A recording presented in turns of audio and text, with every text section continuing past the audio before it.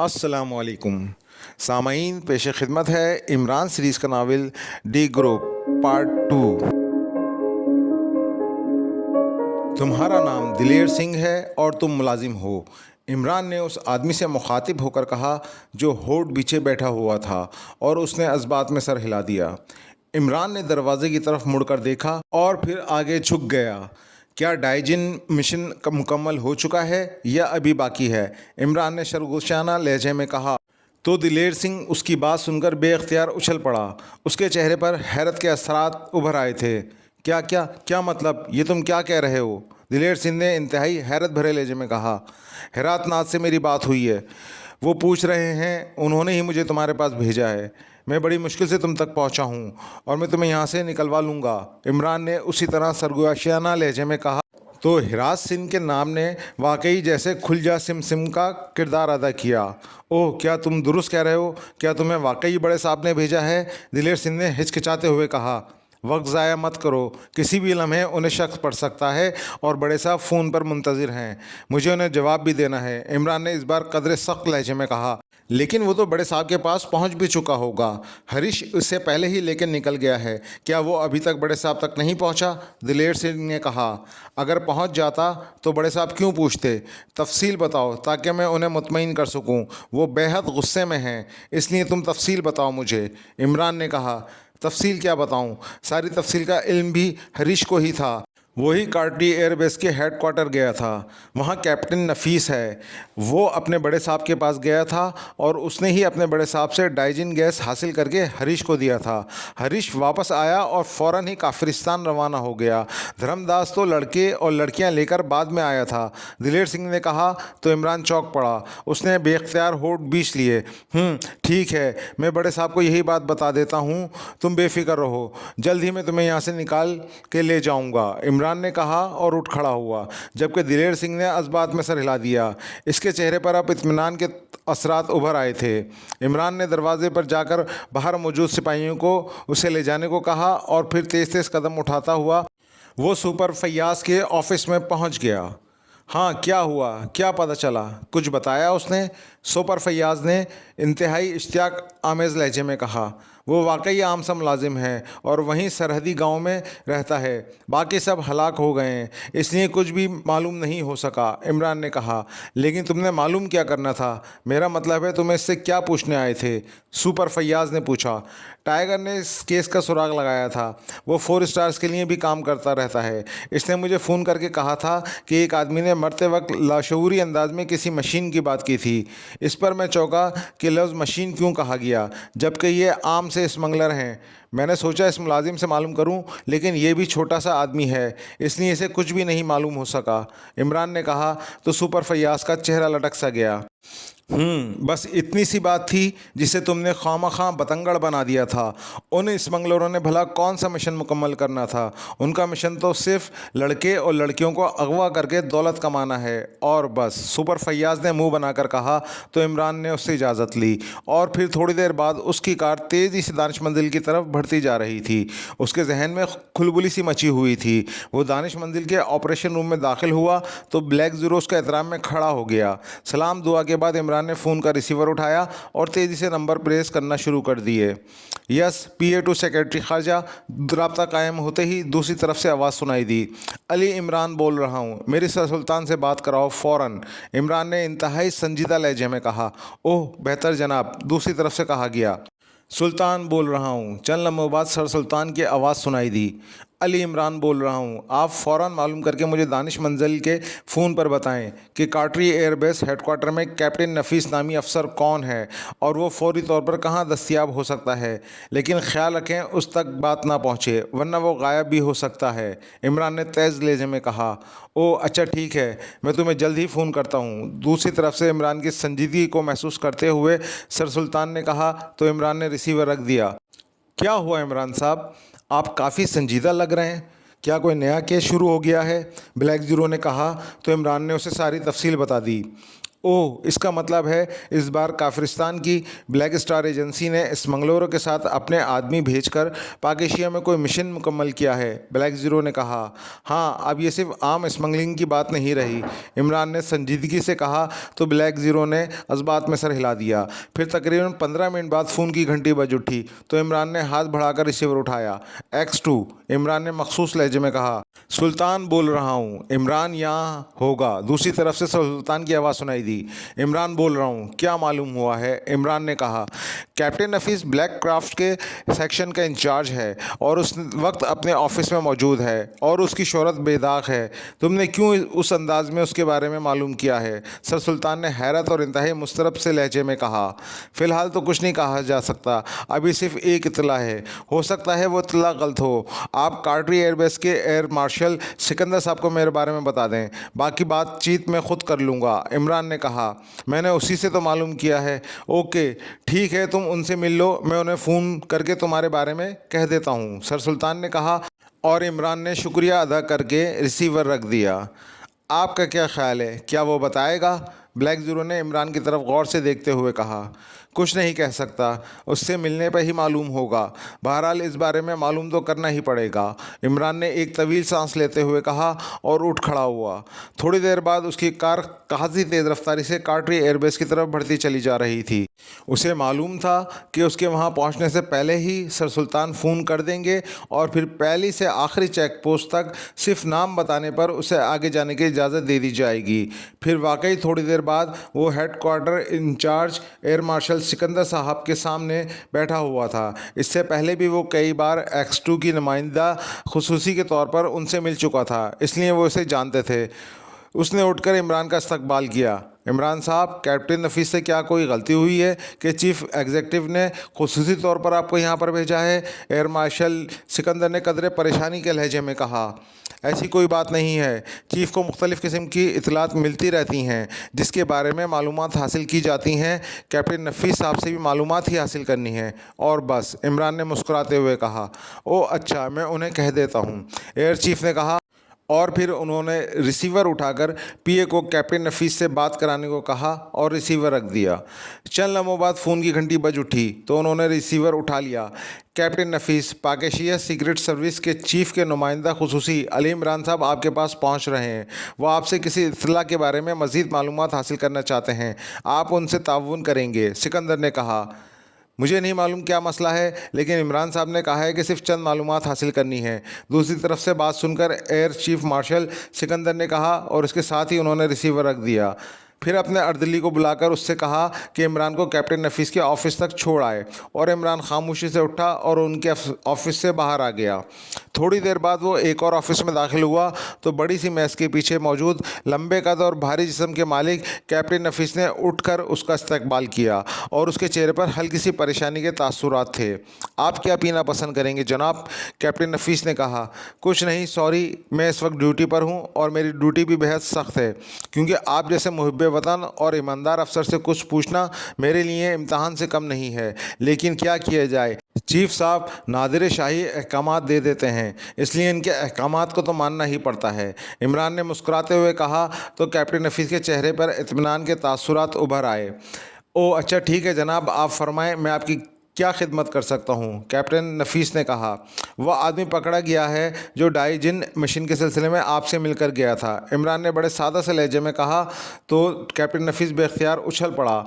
उसका चेहरा इस हद तक तेज़ी से ख़राब हो गया था कि इमरान खुद हैरान रह गया, लेकिन जल्द ही इसने अपने आप को संभाल लिया। क्या क्या मतलब, कौन आदमी? ये क्या कह रहे हैं आप? कैप्टन नफीस ने बड़ी मुश्किल से बात करते हुए कहा। उस आदमी का नाम हुरैश है, इमरान ने कदरे सख्त लहजे में कहा। हरीश? कौन हरीश? मैं तो किसी हरीश को नहीं जानता और ना ही मुझसे कोई आदमी मिला है, कैप्टन नफीस ने रुक रुक कर कहा।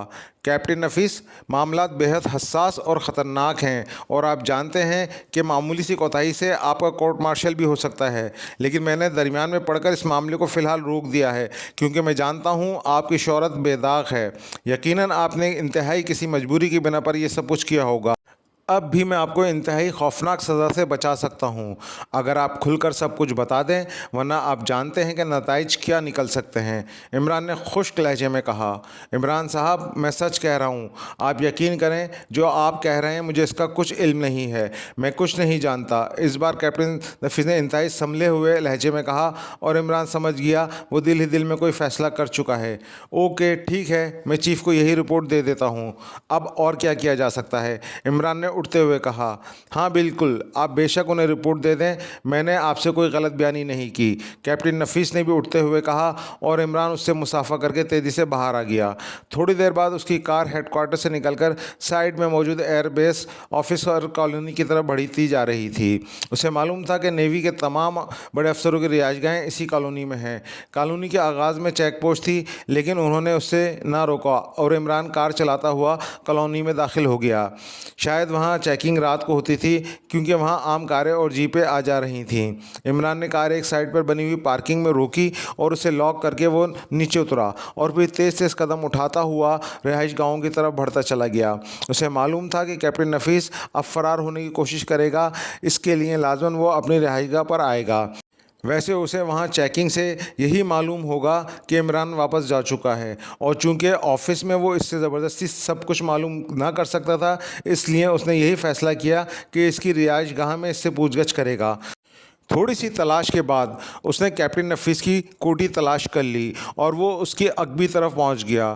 थोड़ी देर बाद वो अगबी दीवार फलांग कर अंदर दाखिल हुआ और फिर अगबी दीवार से एक खिड़की के ज़रिए वो कमरे में पहुंच गया। फिर उसने कमरे से राहदारी में आया और थोड़ी सी जद्दोजहद के बाद ये मालूम कर चुका था कि कोठी में कैप्टन नफीस की फैमिली मौजूद नहीं है, सिर्फ गार्ड हैं। एक कमरे में इमरान ऐसी जगह जाकर छुप गया जहाँ से वो कैप्टन नफीस को अंदर आते चेक कर सकता था। उसने कोट के खुसूसी जेब से छोटे साइज़ गन निकाल ली थी, जिसमें बेहोश करने वाली गैस के कैप्सूल मौजूद थे। ऐसी चीज़ें वो हंगामी इस्तेमाल के लिए साथ रखता था। और फिर तकरीबन आधे घंटे बाद उसको फाटक के बाहर गाड़ी के हॉर्न की आवाज़ सुनाई दी और फिर फाटक के साथ गार्ड रूम में से एक गार्ड ने निकलकर जल्दी से फाटक खोल दिया तो सियाह रंग की कार अंदर दाखिल हुई। इमरान ने देखा उसे बावर्दी ड्राइवर चला रहा है, जबकि कैप्टन नफीस अगबी सीट पर मौजूद था। कार पोस्ट में रुकी तो कैप्टन नफीस तेज़ी से नीचे उतरा और तेज़ तेज़ कदम उठाता हुआ अंदरूनी इमारत की तरफ चला गया। इमरान ने हाथ में पकड़ी हुई गन से यके बाद दीगरे 2 कैप्सूल फायर किए और खुद सांस रोक ली। सफ़ेद रंग का धुआं उस जगह से उभरता हुआ चंद लम्हों के लिए दिखाई दिया जहां उसने कैप्सूल फायर किए थे। इसके साथ ही उसने कार से निकलकर पास खड़े ड्राइवर को लहरा कर नीचे गिरते हुए देखा तो उसने इत्मीनान भरे अंदाज में सर हिला दिया। थोड़ी देर बाद इसने आहिस्ता से सांस लिया और फिर कुछ ना होने पर उसने ज़ोर ज़ोर से सांस लिया, गन जेब में रखी और तेज़ तेज़ कदम उठाता हुआ अंदरूनी तरफ को बढ़ गया। चंद लम्हों बाद वो कैप्टन नफीस को ट्रेस कर चुका था। वो एक कमरे में कुर्सी पर उस हालत में पड़ा हुआ था कि उसके एक हाथ में फ़ोन का रिसीवर था, जबकि दूसरा हाथ नंबरों पर रुका हुआ था। उसका जिस्म ढलक चुका था। इमरान ने रिसीवर उसके हाथ से खींच कर वापस क्रेडिल पर रखा और चंद लम्हे के लिए वो खड़ा सोचता रहा। फिर उसने झुक कर कैप्टन नफीस को उठाकर कंधे पर लादा और तेज़ तेज़ कदम उठाता हुआ उस कमरे से निकलकर बाहर सहन में आ गया। इमरान ने गेट की एक साइड पर उसे ज़मीन पर लिटा दिया। गार्ड रूम में कुर्सी पर बैठा हुआ था, लेकिन उसका जिस्म भी ढलक चुका था। इमरान ने छोटा फाटक खोला और बाहर निकलकर वो तेज़ तेज़ कदम उठाता हुआ पार्किंग की तरफ बढ़ता चला गया।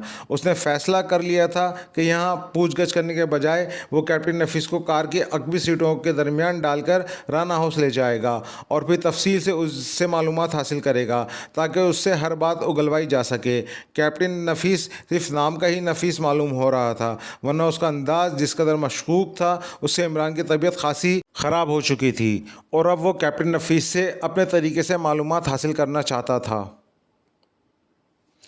ये खासा बड़ा कमरा था। कमरे के वस्त में एक बड़ी सी ऑफिस टेबल मौजूद थी। अचानक कमरे का दरवाज़ा खुला तो ऑफिस टेबल के पीछे रिवॉल्विंग चेयर पर बैठे हुए काफिरिस्तानी ब्लैक स्टार एजेंसी के चीफ आनिन ने सर उठाकर दरवाजे की तरफ देखा। ये black star agency military intelligence के एक नए और फाल सेक्शन के अफराद पर मुश्तमिल थी, जिसे हाल ही में बनाया गया था। फिर इस सेक्शन की कारकर्दगी देखकर प्राइम मिनिस्टर से कहकर मिलिट्री इंटेलिजेंस के डायरेक्टर जनरल ने इसे खुद मुख्तार और एक अलग एजेंसी का दर्जा दे दिया था और अब ये सर्विस ब्लैक स्टार एजेंसी के तौर पर ही काम कर रही थी, जिसका चीफ आनंद था। दरवाजे से एक नौजवान अंदर दाखिल हो रहा था। इसके जिस्म पर सूट था। इसने आगे बढ़कर बाकायदा फौजी सलूट किया। क्या रहा मेजर शेखर? चीफ आनंद ने इंतहाई कर्थ और बारवकार लहजे में कहा। कामयाबी चीफ, हमारा प्लान 100% कामयाब रहा और एडमी ब्लैक क्राफ्ट के ऑपरेशनल स्टाफ के मुकम्मल पॉइंट्स हमारे पास पहुंच चुके हैं, मेजर शेखर ने कहा और कोट की जेब से एक तहशुदा फाइल निकालकर उसने इंतहाई मुअद्दबाना अंदाज में चीफ के सामने रख दी। चीफ ने हाथ के इशारे से उसे बैठने का कहा और फाइल खोलकर उसमें मौजूद कागजात को गौर से पढ़ने लगा। गुड शो, ये तो वाकई ताज़ा तरीन शेड्यूल है। कागजात को पढ़ने के बाद चीफ ने फाइल बंद करते हुए इंतहाई मुसर्रत भरे लहजे में कहा, अब पाकेशियाई ब्लैक क्राफ्ट, जिसका कोड नाम 366 है, को कंट्रोल और कवर करना है। उससे प्लांट पावर, जिसका कोड नाम डाइजन रखा गया है, का हुसूल हमारे लिए मुश्किल नहीं रहा और शेड्यूल के मुताबिक आज रात ही शायद ये काम हो जाएगा और प्लांटिक प्लार जल्द ही हमारे हाथों में होगा, मेजर शेखर ने इत्मीनान भरे अंदाज में जवाब देते हुए कहा। तफसील बताओ। पाकेशिया सीक्रेट सर्विस को तो इसका इल्म नहीं हुआ। ऐसा ना हो कि वो 366 को अपने पास गैर मुअय्यना मुद्दत के लिए रोक लें, चीफ ने कहा। नहीं जनाब, हमने प्लान ही ऐसा बनाया था कि पाकेशिया की किसी भी एजेंसी को इस बारे में मालूम ही नहीं हो सका, मेजर शेखर ने कहा।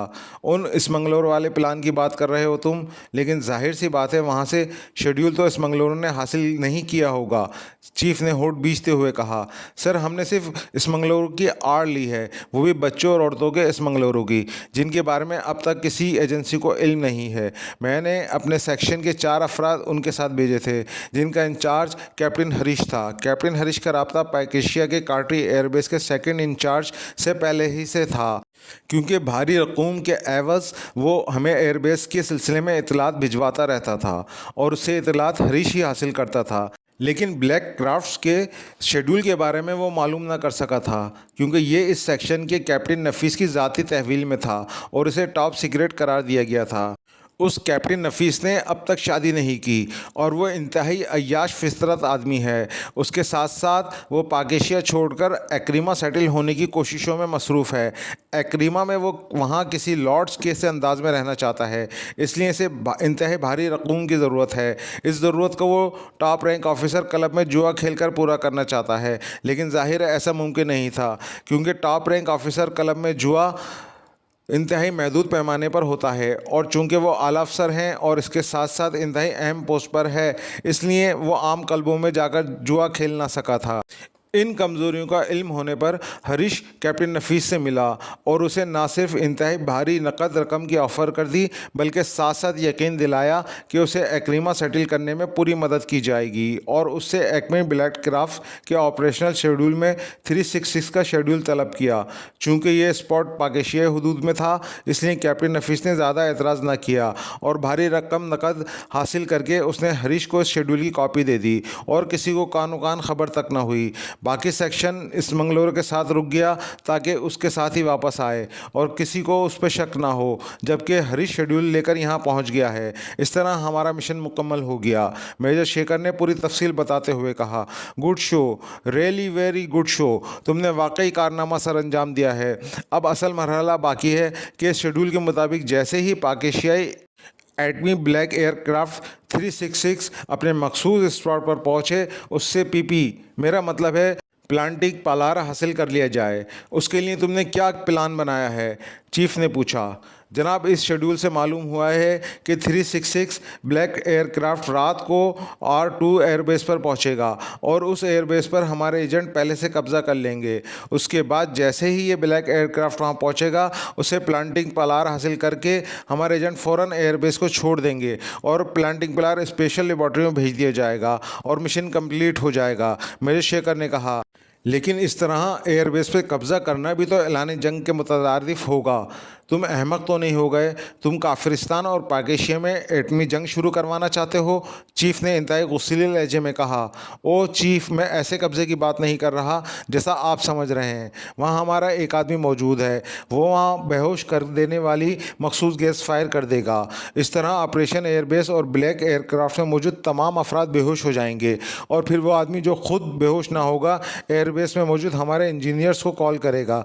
वो इंजीनियर प्लांटिंग प्लार निकाल लेंगे और वहाँ एक्रीमा मेड प्लांटिंग प्लार नस्ब कर दिया जाएगा, जो हम हालात में एक जैसा एक्शन करता है। जबकि वो प्लांटिंग प्लार जो पाकिस्तान ने शोगरान की मदद से ईजाद किया है, वो स्पेशल लेबॉर्ट्री में पहुंचा दिया जाएगा। जब इन लोगों को होश आएगा तो वहाँ कुछ भी ना होगा, सब कुछ ओके होगा, इसलिए वो इसे अहमियत नहीं देंगे और मिशन कंप्लीट हो जाएगा। मेजर शेखर ने मज़ीद वजाहत करते हुए कहा। ओ गुड, ये ठीक है, तुम इस पे काम करो, चीफ ने कहा, और मेजर शेखर ने उठकर सलाम किया और फिर दरवाजे की तरफ मुड़ गया।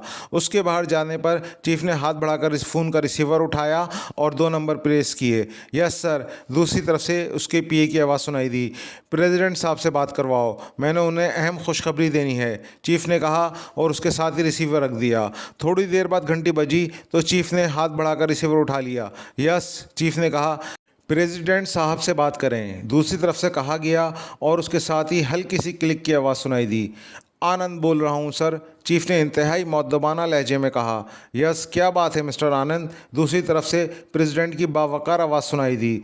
सर, डाइजिन मिशन के सिलसिले में रिपोर्ट देनी थी, हमने उसे तकरीबन मुकम्मल कर लिया है, चीफ ने कहा।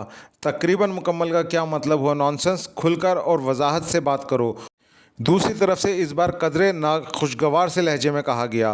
आई एम सॉरी सर, मैं तफसील बता देता हूँ सर, चीफ ने माजरत करते हुए कहा, क्योंकि रवानी में बात तो कर गया था, लेकिन प्रेसिडेंट के नाखुशगवार लहजे पर उसे फ़ौरन एहसास हो गया था कि उससे हिमाकत हुई है, क्योंकि प्रोटोकॉल के मुताबिक सदर ममलिकत और प्राइम मिनिस्टर जैसे अहदेदारों से अधूरी बात नहीं की जा सकती थी। चुनाता इस बार उसने शुरू से लेकर आखिर तक पूरी तफसील बता दी। तो क्या आप ये कहना चाहते हैं कि ये मिशन आज रात ही मुकम्मल हो जाएगा? प्रेसिडेंट ने कहा। यस सर, चीफ ने कहा। क्या पाकिस्तान में पाकिस्तान सीक्रेट सर्विस या किसी और एजेंसी को तो उस बारे में इल्म नहीं हो जाएगा? प्रेसिडेंट ने कहा। उनके लहजे में हैरत थी। नहीं जनाब, ऐसा नहीं है, यह मिशन बच्चों और औरतों के स्मगलों की आड़ में किया गया है, और अगर उन्हें किसी तरह पता चल भी गया तो फिर भी वो हम तक किसी सूरत नहीं पहुंच सकेंगे, चीफ ने कहा। आप इस मिशन की तकमील के बाद एक काम करें, और वो ये कि उस कैप्टन नफीस और अपने एजेंट दोनों को फिनिश करा दें, ताकि इस मिशन के सिलसिले में बात कभी आगे बढ़ ही ना सके। इस तरह ये राज ही रह जाएगा और हमारा काम भी हो जाएगा, प्रेसिडेंट ने कहा। यस सर, हुक्म की तामील होगी सर, चीफ ने कहा। ओके, मिशन कंप्लीट होने पर आपने पहले मुझे फ़ोन पर इत्तला देनी है, फिर तहरीरी रिपोर्ट देनी है, प्रेसिडेंट ने कहा। यस सर, चीफ ने कहा। दूसरी तरफ प्रेसिडेंट साहब ने रिसीवर रख दिया। चीफ ने भी एक तवील सांस लेते हुए रिसीवर रख दिया। उसके चेहरे पर अब इत्मीनान के तासुरात नुमाया थे, जैसे इसने वाकई बहुत बड़ा मार्का सर कर लिया हो।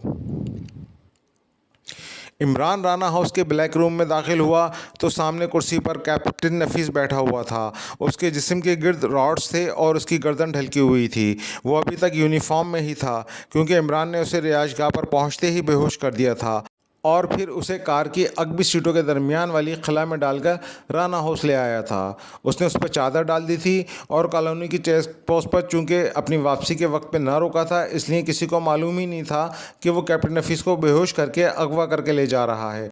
जवाना कैप्टन नफीस की नाक से एक शीशी लगाए खड़ा था, जबकि जोसेफ इमरान की कुर्सी के साथ खड़ा था। चंद लम्हों बाद जवाना ने शीशी हटाई और इसका ढक्कन लगाकर उसे वापस अलमारी की तरफ रख दिया। बॉस, ये पाकिस्तानी फ़ौज का आला अहदेदार है, क्या इसने मुल्क से गद्दारी की है? जोसेफ ने कहा। अभी कुछ नहीं कहा जा सकता, जब ये ज़बान खोलेगा तो पता चलेगा ये मुल्जिम है, मुजरिम है या फिर गद्दार, इमरान ने कहा। और फिर चंद लम्हों बाद कैप्टन नफीस के जिस्म में हरकत के आसार नमूदार होने शुरू हो गए। इस दौरान जवाना शीशी अलमारी में रखकर वापस आकर इमरान की कुर्सी के दूसरी साइड पर खड़ा हो गया था। चंद लम्हों बाद कैप्टन नफीस ने कर्राते हुए आंखें खोल दी। उसके साथ ही उसने लाशौरी तौर पर उठने की कोशिश की, लेकिन जाहिर है रॉड में जकड़े होने की वजह से वो सिर्फ कसमसा कर ही रह गया था। ये क्या क्या मतलब? ये मैं कहाँ हूँ? ओह तुम इमरान, ये सब क्या है? ये कौन सी जगह है? और तुम? कैप्टन नफीस ने इंतहाई हैरत भरे लहजे में रुक रुक कर कहा। कैप्टन नफीस, तुम कार्टरी एयरबेस के आला अहदेदार हो, लेकिन ये मेरी कुर्सी के दाएं बाएं तुम्हें जो सियाह देव नज़र आ रहे हैं, ये किसी को खातिर में नहीं लाते। ये दोनों जल्लाद टाइप के आदमी हैं और ये दोनों इंसानों की हड्डियां तोड़ने में महारत रखते हैं। इसलिए तुम बता दो कि तुमने हरीश के साथ क्या डील की है। इमरान ने खुश्क लहजे में कहा। क्या मतलब? कौन हरीश? ये तुम क्या कह रहे हो? मैं किसी हरीश को नहीं जानता, कैप्टन नफीस ने कहा। जवाना, इमरान ने जवाना से मुखातिब होकर कहा। यस मास्टर, जवान ने यखलक तनकर खड़े होते हुए कहा। इसकी एक आंख निकाल दो, इमरान ने इंतहाई सख्त लहजे में कहा। यस मास्टर, जवाना ने कहा और बड़े जहराना अंदाज में नफीस की तरफ बढ़ने लगा। अरे अरे, ये क्या कर रहे हो? रोको इसे, रोको, फॉर गॉड सेक इसे रोक लो। कैप्टन नफीस ने जवाना को अपनी तरफ बढ़ते देखकर हल्क के बल चीखते हुए कहा। नहीं, ये नहीं रुकेगा, इमरान ने कहा तो जवान के कदम और तेज़ हो गए। रुक जाओ, बताता हूँ, रुक जाओ, रुक जाओ, फॉर गॉड सेक मैं सब कुछ सच सच बताता हूँ, कैप्टन नफीस ने यकलक चीखते हुए कहा। वो जवाना की जिसामत के साथ साथ उसके चेहरे पर उभरने वाली सफाकी के तासुरात और उसके जहारानापन से ही खौफजदा हो गया था। वहीं रुक जाओ जवाना, फिर जैसे ही ये ज़बान रोके या झूठ बोले, इसकी दोनों आंखें निकाल देना, इमरान ने सख्त लहजे में कहा। यस मास्टर, जवाना ने वहीं साइड पर रखते हुए कहा। Imran please, for God sake, पहले तुम वादा करो कि तुम मेरी रिपोर्ट नहीं करोगे। मैं नौकरी और ये मुल्क छोड़कर हमेशा के लिए अक्रीमा चला जाऊंगा। मुझे माफ़ कर दो, प्लीज़ प्लीज़, कैप्टन नफीस ने कहा। क्यों अपने आंखें ज़ाया कराना चाहते हो कैप्टन? असल बात बताओ। इमरान का लहजा यकलक इंतहाई सर्द हो गया था। मैंने हरीश को ब्लैक क्रॉफ्ट के फ्लाइंग शेड्यूल की कॉपी दी है और कुछ नहीं दिया, और ये कोई ऐसा अहम राज नहीं है। हमारी सीक्रेट एजेंसी ने भी काफिरिस्तान के एयरबेस के ब्लैक क्राफ्ट का फ्लाइंग शेड्यूल वहाँ से हासिल किया हुआ है। मैं सच कह रहा हूँ, बिल्कुल सच, कैप्टन नफीस ने खुश्क होठों पर जबान फेरते हुए कहा। उस शेड्यूल में क्या है? इमरान ने होठ चबाते हुए कहा। सिर्फ ये कि कौन कौन सा ब्लैक क्राफ्ट किस किस रोज़ किस किस ऑपरेशनल स्पॉट पर या एयरबेस पर जाएगा। एक हफ्ते का शेड्यूल होता है जो हम हर हफ्ते नया तैयार करते हैं, कैप्टन नफीस ने कहा। ये ऑपरेशनल स्पॉट क्या हैं? इमरान ने पूछा।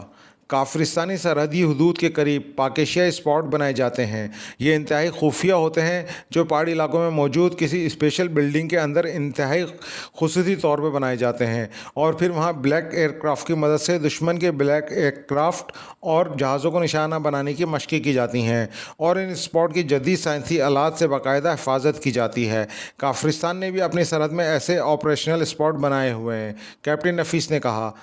क्या वहाँ अमला मुस्तकिल रहता है? इमरान ने पूछा। हाँ, लेकिन हर 10 दिन बाद अमला तब्दील कर दिया जाता है, क्योंकि 10 रोज़ से ज़्यादा वो पहाड़ों के अंदर बनी हुई इमारतों में नहीं रह सकते, कैप्टन नफीस ने जवाब देते हुए कहा। क्या इन स्पॉट को दुश्मन के मुल्क तबाह नहीं करते? इमरान ने कहा। नहीं, इसलिए ये सब कुछ एक बैनुल-अक़वामी मुआहदे के तहत होता है। अलबत्ता ऐलान जंग होने पर इन्हें ब्लास्ट करना एयर बेस का पहला फ़र्ज़ होता है, लेकिन अगर ज़माने अमन में ऐसा किया जाए तो इसे दोनों मुल्कों में ऐलान जंग के मुतरादिफ तस्वुर किया जाता है, कैप्टन नफीस ने कहा। हरीश तुम तक कैसे पहुँचा और उसने तुम्हें क्या दिया है बदले में? इमरान ने कहा। मेरा नायब कैप्टन हाशिम मेरे पास आया था, तो उसके साथ हरीश था।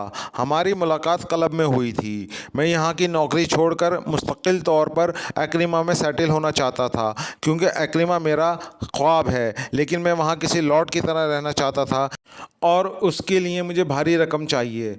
इसलिए मैंने क्लब में जुआ खेलना शुरू कर दिया, लेकिन बावजूद अक्सर जीतने के मैं मामूली सी भी रकम इकट्ठी ना कर सका। इसके लिए जब हरीश ने मुझे $2 करोड़ देने का वादा किया तो मैं हैरान रह गया। उसके जवाब में उसने मुझसे सिर्फ शेड्यूल की कॉपी तलब की तो मैं और ज़्यादा हैरान हो गया, क्योंकि ये कोई इतनी अहम चीज़ ना थी। मैंने उससे पूछा कि वो $2 करोड़ कैसे दे सकता है, ये तो बहुत बड़ी रकम है। तो उसने बताया इसका ताल्लुक़ काफिरिस्तान की ब्लैक स्टार एजेंसी से है और हुकूमतों के लिए ये रकम देना मामूली सी बात है, जिस पर मैंने आमादगी जाहिर कर दी।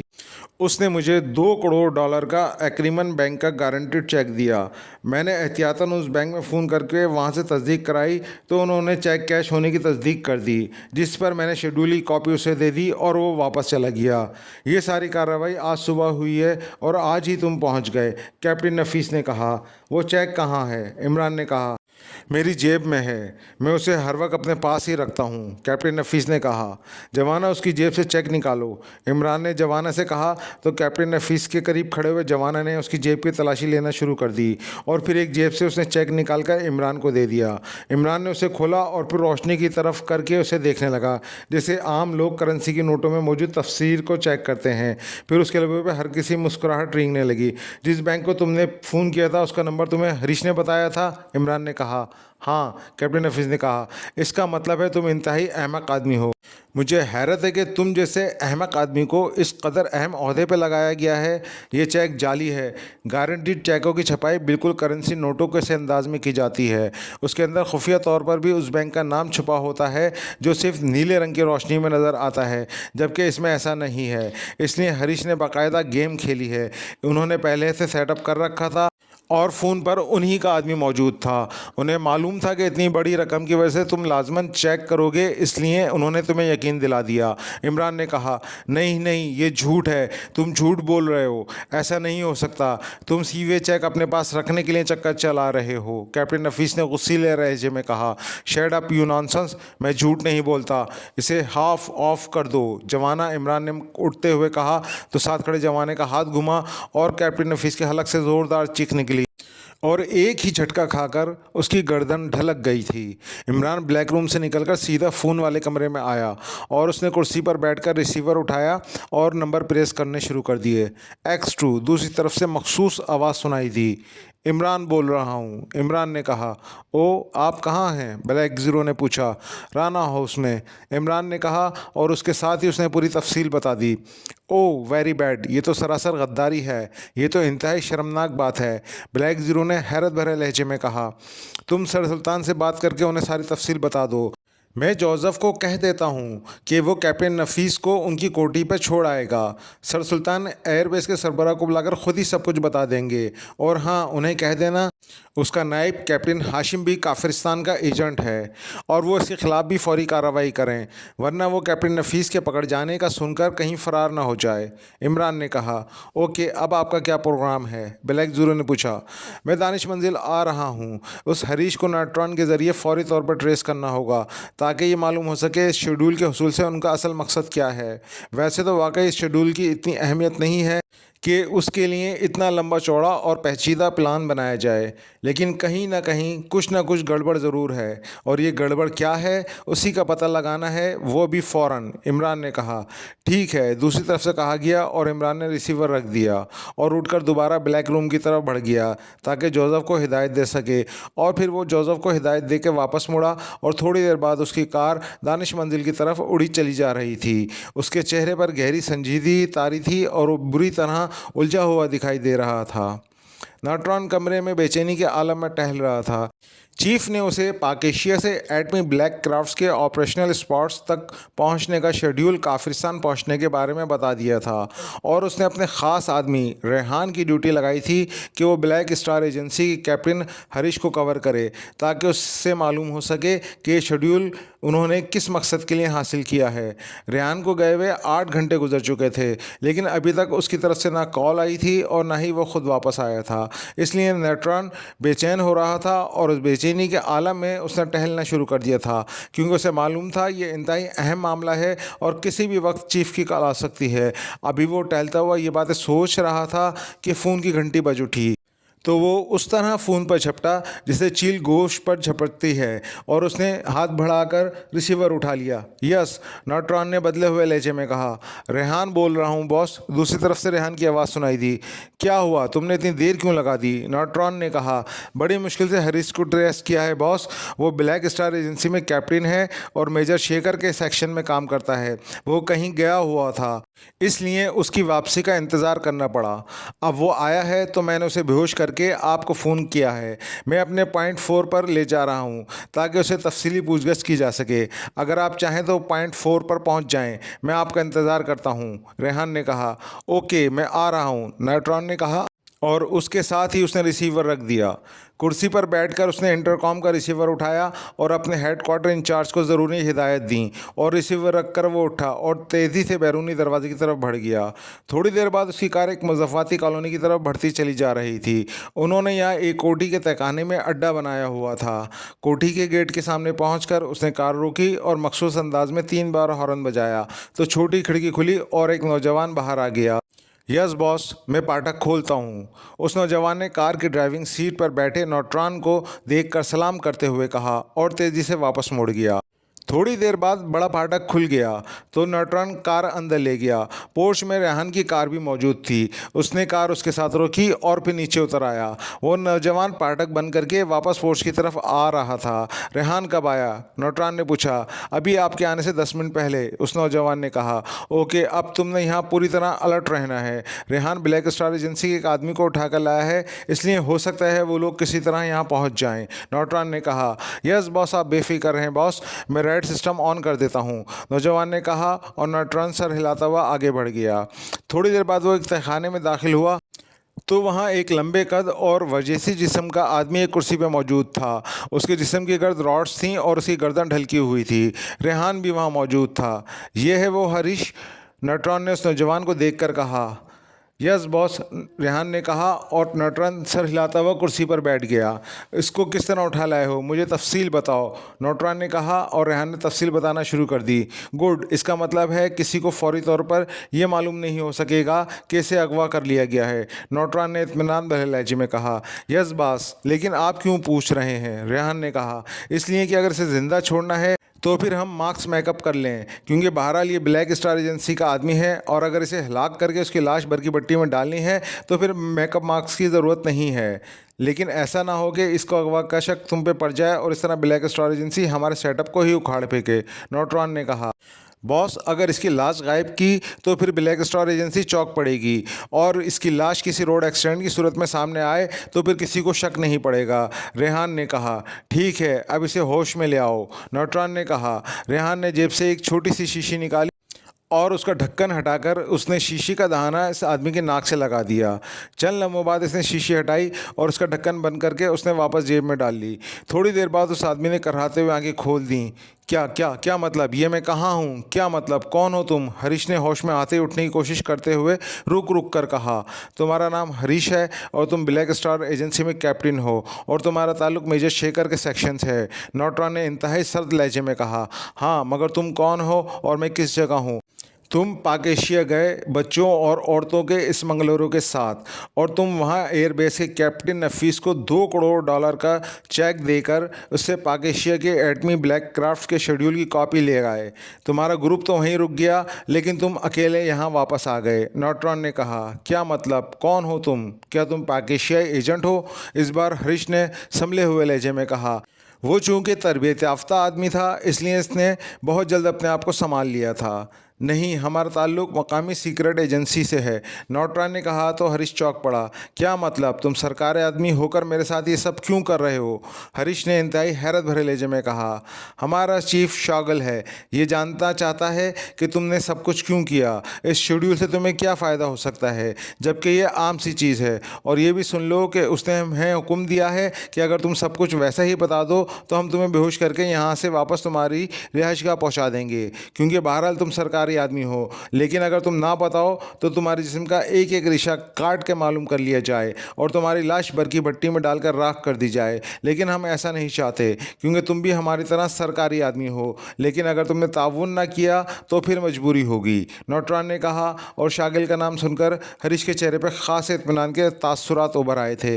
मैं बता देता हूँ, मुझे बताने में क्या एतराज़ हो सकता है, क्योंकि ये कोई ऐसी बात नहीं जिसको छुपाया जाए और फिर ये सारा काम सरकारी है। मेरा ज़ाती तो नहीं, हरीश ने कहा और उसके साथ ही उसने तफसील बताना शुरू कर दी।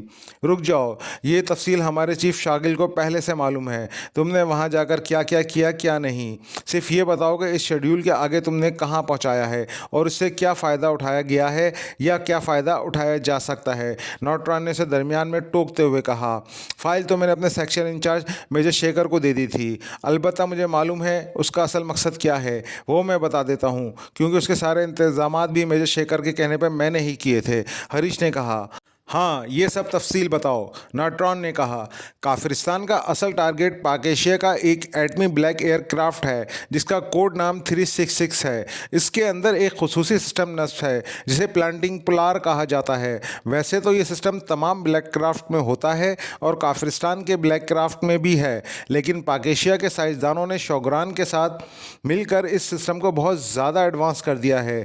ये एडवांस सिस्टम की मदद से कोई भी ब्लैक एयरक्राफ्ट की किसी सूरत टारगेट नहीं किया जा सकता, जबकि हमारा प्लांटिंग पुलार सिस्टम भी यही काम करता है, लेकिन इसे डॉज देने के आलात ईजाद हो चुके हैं, जबकि पाक एशिया के प्लांटिंग पुलार सिस्टम के बारे में अभी कोई नहीं जानता, इसलिए इसका तोड़ बनाया ही नहीं जा सका।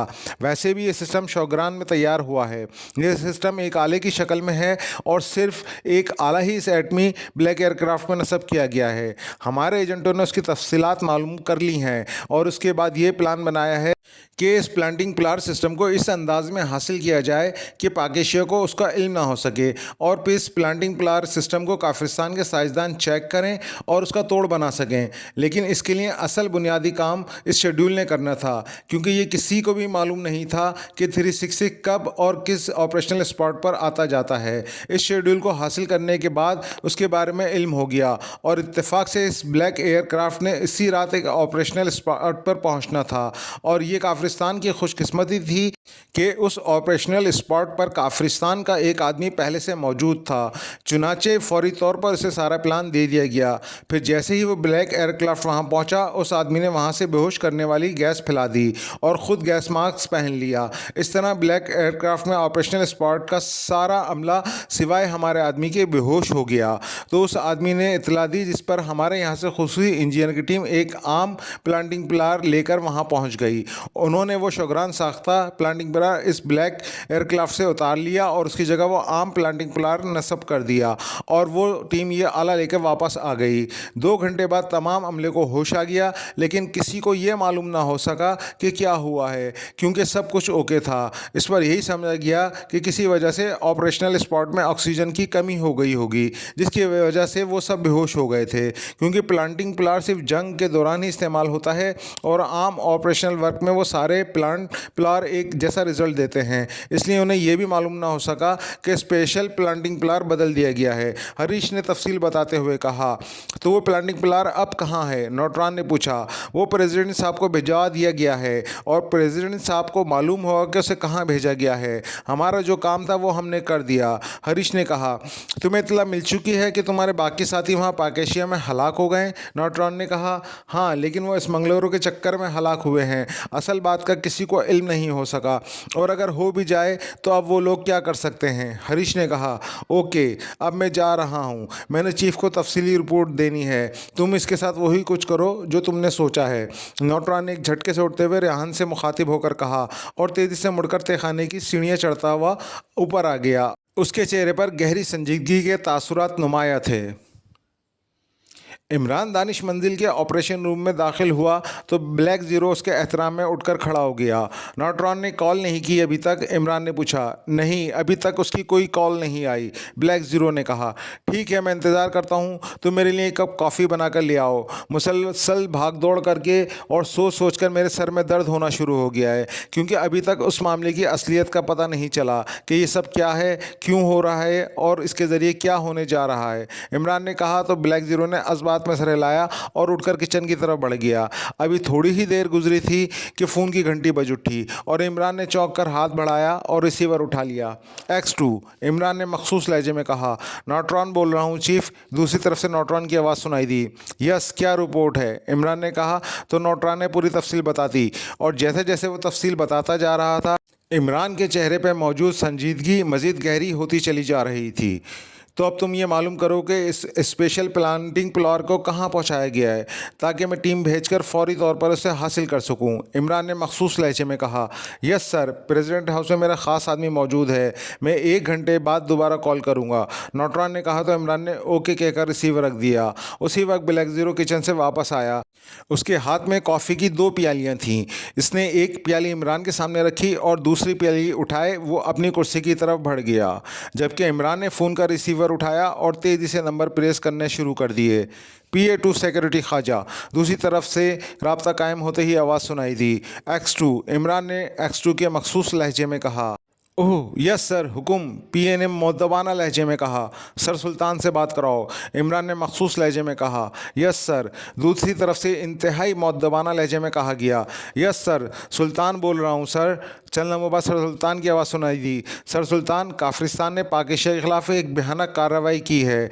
हमारे एक ब्लैक क्राफ्ट में एक खुसूसी सिस्टम नस्ब किया गया था जिसे आम तौर पर प्लांटिंग पिलार कहा जाता है। इस सिस्टम के तहत दुश्मन के जंगी जहाज़ों को टारगेट बनाया जाता है, लेकिन इसका तोड़ भी ईजाद हो चुका है। मगर पाकिस्तानी साइंसदानों ने शुक्रान के साथ मिलकर इस प्लांटिंग पिलार को मज़ीद जदीद और इस कदर मौसर बना दिया है कि इसका टारगेट किसी सूरत नहीं बच सकता और न ही कोई इसका तोड़ किसी के पास है। यह आला, जिसे स्पेशल प्लांटिंग पिलार कहा जाता है, पाकेशिया के एक एटमी ब्लैक एयरक्राफ्ट 366 में नस्ब किया गया है, लेकिन इसके बारे में काफिरिस्तान को इल्म हो गया और उन्होंने इसे हासिल करने का प्लान बनाया और इस प्लान के तहत कैप्टन नफीस को इस्तेमाल किया गया।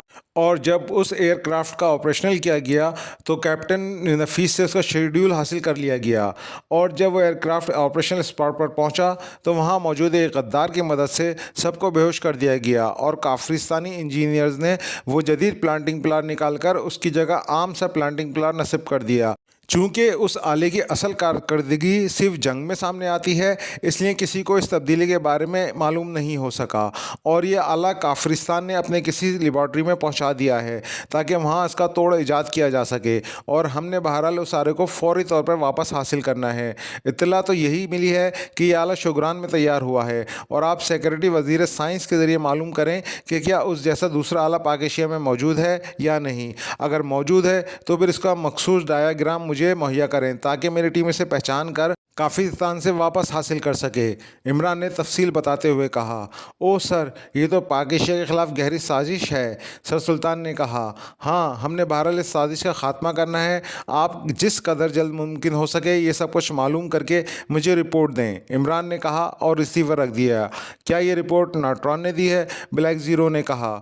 हाँ। इमरान ने इस बात में सर हिला दिया। ये वाकई इंतहाई भयानक साजिश है। अगर उस अगवा होने वाले लड़के की बहन सफदर के सामने ना आती तो शायद हमें इसका इल्म तक ना हो सकता। ब्लैक ज़ीरो ने कहा, अल्लाह ताला जब रहमत करता है तो वो ऐसे इत्तेफाक पैदा कर देता है। इमरान ने जवाब दिया। वो मामले की नज़ाकत की वजह से इंतहाई संजीदा हो रहा था।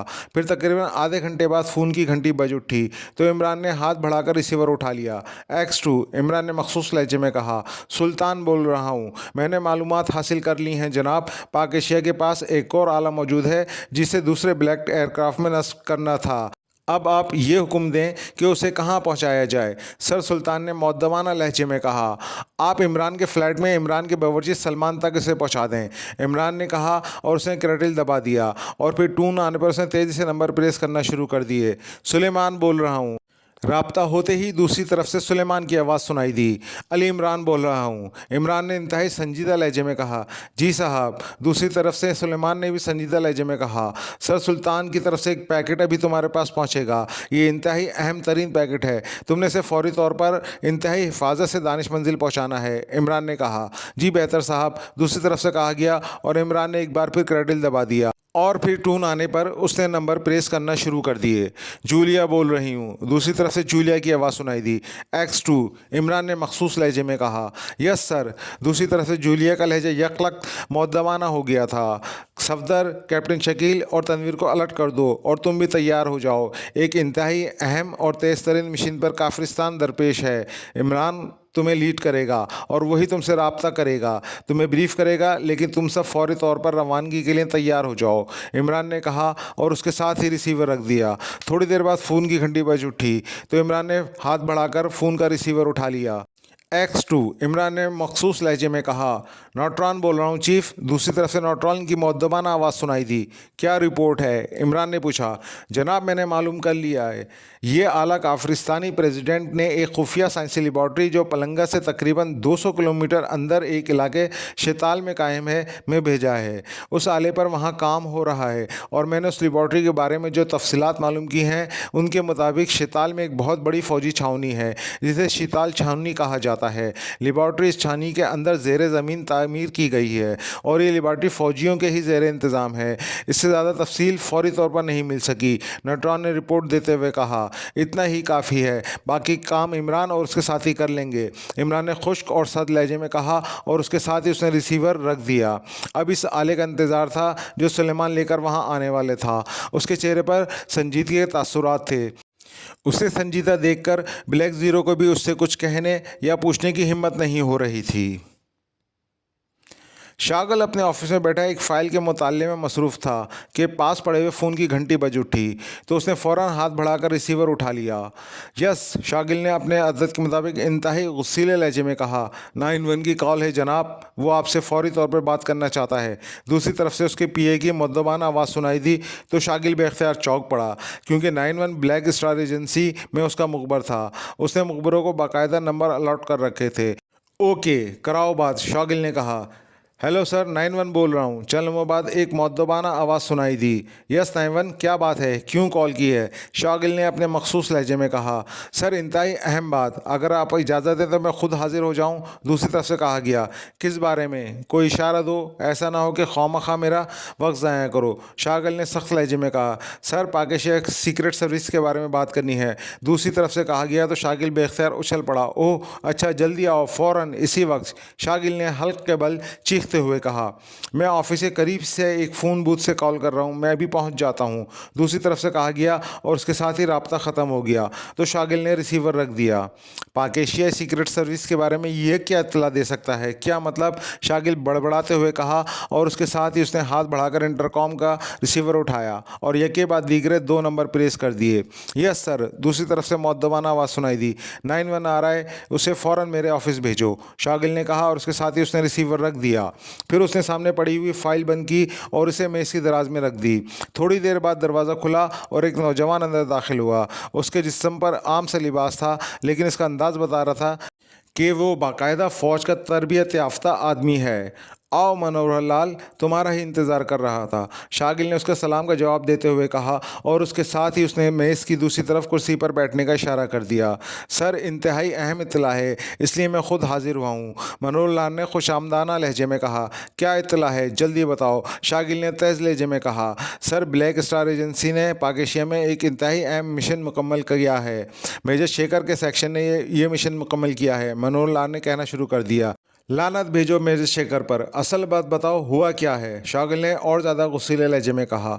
सर, तवील कहानी है, जब तक मैं सब कुछ तफसील से ना बताऊंगा आपको असल बात मालूम ना हो सकेगी, मनोहर लाल ने मुअद्दबाना लहजे में कहा। ठीक है, बताओ पूरी बात, शागिल ने कहा। और मनोहर लाल ने बच्चियों और लड़कियों के स्मगलरों के साथ मेजर शेखर के सेक्शन के कैप्टन हरीश और उसके साथियों के जाने और वहां से एटमी ब्लैक क्राफ्ट का शेड्यूल लेकर वापस आने तक की पूरी तफसील बता दी। तो फिर क्या हुआ? ऐसे प्रोजेक्ट तो ब्लैक स्टार एजेंसी मुकम्मल करती ही रहती है, शागिल ने हैरान होते हुए कहा। उसके लहजे में तल्खी आ गई थी। बॉस, ब्लैक स्टार एजेंसी के चीफ आनिम को उस मेजर शेखर ने इतला दी कि पाकिस्तान में उसके ग्रुप के साथियों को हलाक कर दिया गया है। ये इतला भी मिली है कि जिस कैप्टन नफीस से शेड्यूल हासिल किया गया था उसको भी और ब्लैक स्टार एजेंसी के मुखबर नाइब कैप्टन हाशिम को भी गिरफ्तार कर लिया गया है और उनके खिलाफ कोर्ट मार्शल करके उनको सजाए मौत दे दी गई है, मनोहर लाल ने कहा। तो फिर उससे क्या होता है? नॉनसेंस, शागिल ने मुंह बनाते हुए कहा। सर, असल बात जो मैं बताना चाहता हूँ वो ये कि कैप्टन नफीस को पाकिस्तान के सेक्रेटरी खारजा सर सुल्तान की रिहाइशगाह से गिरफ्तार किया गया और ये भी इतला मिल चुकी है कि पाकिस्तान सीक्रेट सर्विस के चीफ का नुमाइंदा खुसूसी उस कैप्टन नफीस से उसके ऑफिस में मिला है। तो उसके चंद घंटों बाद कैप्टन नफीस को उसकी रिहाइशगाह से गिरफ्तार किया गया है। मनोहर लाल ने कहा तो शागिल चौंक कर सीधा हो गया। ओह, ये हैरत है। इस बात का मतलब है कि सारे खेल का इल्म पाकिस्तान सीक्रेट सर्विस को हो गया है। शागिल ने इंतहाई बेचैन लहजे में कहा। यस सर, और दूसरी बात यह कि हरीश को, जो उसके सारे प्लान का इंचार्ज था, अचानक अगवा कर लिया गया है और फिर मालूम हुआ है कि रोड क्रॉस करते हुए एक तेज़ रफ्तार कार से टकराकर हलाक हो गया और कार ड्राइवर वहां से फरार हो गया। लेकिन मुझे इत्तला मिली है कि हरीश को बाकायदा उसकी रिहाइशगाह से अगवा किया गया है, क्योंकि हरीश ने अगवा होने से पहले मुझे फ़ोन करके बुलाया था। क्योंकि वो मेरा बहुत गहरा दोस्त है और जो सब कुछ मैंने आपको बताया है उसमें से बेशतर बातें उस हरीश ने ही मुझे बताई थीं। और जब मैं उसकी रिहाइशगाह पर पहुंचा तो वो वहां से गायब था। अलबत्ता साइड की कोठी के एक चौकीदार ने मुझे बताया कि सिया रंग की कार इस कोठी से निकलकर उसने जाते हुए देखी है, जिससे मैं समझ गया कि हरीश को बेहोश करके अगवा किया गया है। क्योंकि हरीश अकेला रहता था और जाहिर है अगर उसने कहीं जाना होता तो वो लाजमन मेरे लिए कोई पैगाम छोड़कर जाता। और फिर उसकी कुचली हुई लाश सड़क से मिली है और उससे जाहिर यही होता है कि यहाँ पाकिस्तानी एजेंटों ने उसे अगवा किया और फिर उससे पूछगछ करके उसे उसी अंदाज में हलाक कर दिया कि किसी को मालूम ना हो सके और ब्लैक स्टार एजेंसी भी यही समझे कि हरीश का एक्सीडेंट हुआ है। लेकिन मुझे मालूम है कि क्या हुआ है, मनोहर लाल ने जवाब देते हुए कहा। ओह, तुमने बिल्कुल दुरुस्त तज्जिया किया है, ऐसा ही हुआ होगा। लेकिन वो आला क्या नाम बताया था तुमने? प्लांटिंग पिलार, शागिल ने कहा। जी हाँ, प्लांटिंग पिलार, जिसका कोड नाम डाइजिन है, मनोहर लाल ने कहा। ये प्लांटिंग पिलार कहाँ भिजवाया गया है? क्या उस हरीश को मालूम था? शागिल ने कहा। जी हाँ, उस हरीश ने ही उसे वहाँ पहुँचाया था और वापस आकर उसी ने मुझे बुलाया था। अलबत्ता फ़ोन पर उसने मुझे बता दिया था कि वो शैताल छावनी से अभी वापस आया है और ये बात मुझे मालूम है कि शैताल छावनी के अंदर एक लेबॉर्ट्री मौजूद है जिसमें एयरबेस के सिलसिले में मशीनरी पर काम होता रहता है, मनोहर लाल ने कहा। ओह वेरी गुड, तुमने इंतहाई कीमती मालूमात दी है मनोहर लाल, वेरी गुड। आज से तुम्हारी तनख्वाह ना सिर्फ डबल होगी बल्कि तुम्हें इस काम का भारी इनाम भी दिया जाएगा, शागिल ने इंतहाई मुसरत भरे लहजे में कहा। और उसके साथ ही उसने इंटरकॉम का रिसीवर दबाया और यही बात दीगरे 2-3 नंबर प्रेस कर दिए। यस सर, दूसरी तरफ से कहा गया। एडमिन ऑफिसर मुकेश से बात कराओ, शागिल ने कहा। यस सर, मैं मुकेश बोल रहा हूँ। चंद लम्हों बाद एक मर्दाना आवाज़ सुनाई दी। मुकेश, 91 मनोहर लाल की तनख्वाह आज से डबल कर दो और उसे फौरी तौर पर 10 लाख का चेक बनवाकर जारी कर दो, शागिल ने कहा। यस सर, दूसरी तरफ से कहा गया तो शागिल ने रिसीवर रख दिया। आप वाकई कदर शनास हैं सर, मनोहर लाल ने इंतहाई मुसरत भरे लहजे में कहा। जाओ और जाकर इनाम ले लो। काम करने वालों के लिए मेरा दिल इसी तरह हमेशा खुला रहता है, शागिल ने फ़ाखराना लहजे में कहा। तो मनोहर लाल उठा और सलाम करके वापस मुड़ा। रुको 1 मिनट, अचानक शागिल ने कहा। तो मनोहर लाल तेज़ी से मुड़ा। सुनो, किसी को इस बारे में मालूम नहीं होना चाहिए कि तुमने मुझे क्या बताया है, समझे? यहाँ मेरे स्टाफ को भी नहीं, वरना जिंदा दफन कर दूंगा, समझे तुम? शागिल ने सख्त लहजे में कहा। यस सर, हुक्म की तामील होगी सर, मनोहर लाल ने कहा। और शागिल ने इस बात में सर हिलाने पर वो मुड़ा और दरवाज़ा खोलकर बाहर निकल गया। तो शागिल ने फ़ोन का रिसीवर उठाया और 2 नंबर प्रेस किए। यस सर, दूसरी तरफ से पीए की आवाज़ सुनाई दी। प्राइम मिनिस्टर के मिलिट्री सेक्रेटरी से मेरी बात कराओ, शागिल ने कहा और रिसीवर रख दिया। थोड़ी देर बाद फ़ोन की घंटी बज उठी। यस, शागिल ने रिसीवर उठाकर कहा। Military secretary to prime minister से बात करें सर, दूसरी तरफ से पीए की आवाज़ सुनाई दी। हेलो, शागिल बोल रहा हूँ, chief of the secret service, Shagil ने रौबदार लहजे में कहा। Yes sir, military secretary to prime minister बोल रहा हूँ, फरमाएं, दूसरी तरफ से कहा गया। प्राइम मिनिस्टर से मेरी फ़ौरन बात कराओ, is it very important, Shagil ने कहा। होल्ड करें सर, दूसरी तरफ से कहा गया। हेलो, थोड़ी देर बाद काफिरिस्तान के वज़ीर आज़म की बावकार आवाज़ सुनाई दी। शागिल बोल रहा हूँ जनाब, शागिल ने मौदबाना लहजे में कहा। क्या मसला है, क्यों कॉल की है? दूसरी तरफ से पूछा गया। सर, ब्लैक स्टार एजेंसी ने पाकिस्तानी एटमी ब्लैक एयरक्राफ्ट से एक आला प्लांटिंग पिलार हासिल किया है और ये आला शैताल छावनी के अंदर बनी हुई लेबॉर्ट्री में पहुंचाया गया है, शागिल ने कहा। ओह, आपको कैसे मालूम हो गया? उसकी फ़ाइल तो अभी प्रेसिडेंट साहब ने मुझे भेजी है और मैं उसे पढ़ ही रहा हूँ। लेकिन सारा मिशन तो ब्लैक स्टार एजेंसी के तहत मुकम्मल किया गया है, प्राइम मिनिस्टर ने कहा। उसके लहजे में हैरत थी। सर, सीक्रेट सर्विस कायम ही इसीलिए की गई है कि ऐसे मामलात उसके इल्म में रहें ताकि वो मुल्क की सलामती का तहफ़्फ़ुज़ कर सके। शागिल ने इंतहाई फ़ाखराना अंदाज में कहा, हाँ ठीक है, वाकई सीक्रेट सर्विस को इस तरह बाखबर और फ़ाल होना चाहिए, लेकिन मिशन तो इंतहाई कामयाबी से मुकम्मल हो गया है और किसी को इल्म तक नहीं हो सका। तो फिर आपने कॉल क्यों की है? प्राइम मिनिस्टर ने कहा, जनाब, पाक एशिया सीक्रेट सर्विस को ना सिर्फ इसका इल्म हो चुका है, बल्कि उन्होंने पाक एशिया में उस कैप्टन नवीस को, जिससे ब्लैक स्टार एजेंसी ने शेड्यूल हासिल किया था, गिरफ्तार किया। फिर उससे सारी बात मालूम करके उसका कोर्ट मार्शल करके उसे सजाए मौत की सज़ा भी दे दी है। शागिल ने कहा, फिर इससे क्या फ़र्क पड़ता है? सिर्फ शेड्यूल के हुसूल से वो क्या मालूम कर सकते हैं? प्राइम मिनिस्टर ने कहा, जनाब, ब्लैक स्टार एजेंसी का कैप्टन हरीश, जिसने ये सारा मिशन मुकम्मल किया है और जिसने इस आले प्लांटिंग प्लार को ब्लैक एयरक्राफ्ट से हासिल किया है और इसे शैताल थावनी वाली लेबॉर्ट्री में पहुंचाया है, उसे पाक एशियाई एजेंटों ने उसकी रिहाइशगाह से अगवा किया और उससे मालूमात हासिल करके उसे हलाक कर दिया और उसकी मौत को रोड एक्सीडेंट जाहिर किया गया है। शागिल ने कहा, ओह, ये कैसे हो सकता है? आपको कैसे मालूम हुआ? और ये सब कुछ आपने उन्हें रोका क्यों नहीं? प्राइम मिनिस्टर ने इंतहाई हैरत भरे लहजे में कहा, मुझे तो इस मिशन के बारे में कोई इत्तला नहीं थी, लेकिन हमारे एक आदमी ने उस हरीश की लाश देखी तो उसने उसके चेहरे पर मखसूस तशद्दुद के आसार थे, ऐसे आसार जो सिर्फ पाक एशिया सीक्रेट सर्विस से ही मंसूब हैं, जिस पर उस आदमी ने मुझे इत्तला दी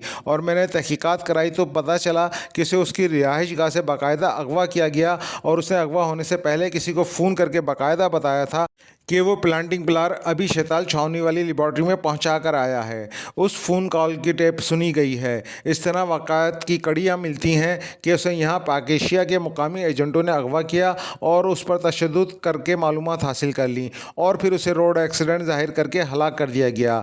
अगर हमें पहले ज़रा सी भनक पड़ जाती कि हरीश इस कदर अहम काम कर चुका है तो हम पूरी तरह अलर्ट रहते। शागिल ने बाकायदा ड्रामा बनाकर सब कुछ अपनी कारकर्दगी के तौर पर जाहिर करते हुए कहा, ओह वेरी बैड, वाकई आपकी बात दुरुस्त है, ऐसे आदमी की खुसूसी हिफाजत करनी चाहिए थी। वेरी बैड, इसका मतलब है कि पाक एशिया सीक्रेट सर्विस शैताल छानी पहुंच जाएगी। प्राइम मिनिस्टर ने परेशान होते हुए कहा, यस सर, और आपसे मेरी दरख्वास्त है कि आप इस बारे में मुझे अपने तौर पर इजाज़त दे दें। मैं वहां पहले से पहुंच जाता हूं। पाक एशिया सीक्रेट सर्विस चूँकि ये मालूम ना होगा कि हमें इस बारे में इल्म है, इसलिए इस बार इनके बच जाने का सवाल ही पैदा नहीं होता। शागिल ने कहा, लेकिन शैताल छानी में आपके पहुँचने पर यह बात तो सबको मालूम हो जाएगी, इसलिए इसे छुपाने का कोई फ़ायदा नहीं है। छावनी के इंतज़ामात बेहद अच्छे हैं, वहाँ पाक एशिया सीक्रेट सर्विस कुछ नहीं कर सकती। अलबत्ता मैं आपको हुक्म देता हूँ कि आप उन्हें उस छावनी तक पहुँचने से पहले ही ख़त्म कर दें और ये भी सुन लें कि इस बार आपकी नाकामी पर इंतहाई सख्त नोटिस लिया जाएगा। प्राइम मिनिस्टर ने कहा, यस सर, ठीक है सर, आप बेफिक्र रहें। शागिल ने कहा, और ये बात आप तक महदूद रहे तो ज़्यादा बेहतर होगा। प्राइम मिनिस्टर ने कर्क लहजे में कहा और साथ ही रिसीवर रख दिया। तो शागिल ने भी एक तवील सांस लेते हुए रिसीवर रख दिया। उसके चेहरे पर मुसर्रत के तासुरात नुमाया थे, क्योंकि उसने प्राइम मिनिस्टर पर अपनी अहमियत साबित कर दी थी और उसे पाक एशिया सीक्रेट सर्विस के ख़िलाफ़ काम करने की इजाज़त भी मिल गई थी। इसलिए इसने फ़ौरन वहां पहुंचने और पाक एशिया सीक्रेट सर्विस के ख़िलाफ़ मौसर कार्रवाई करने का फ़ैसला कर लिया और इसके साथ ही उसने इंटरकॉम का रिसीवर उठाकर नंबर प्रेस किए और हेड क्वार्टर इंचार्ज को पलगाना की तफसीली नक्शा ऑफिस पहुँचाने का कहकर रिसीवर रख दिया।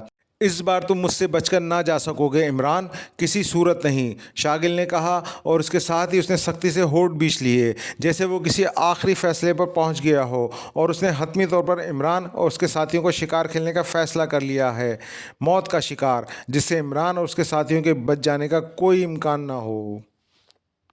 सामईन, कहानी का दूसरा हिस्सा यहाँ पर इख्तिताम पजीर हुआ। कहानी के अगले हिस्से के लिए इंतज़ार कीजिए और हमारे चैनल को लाइक एंड सब्सक्राइब कीजिए। जज़ाकल्लाह।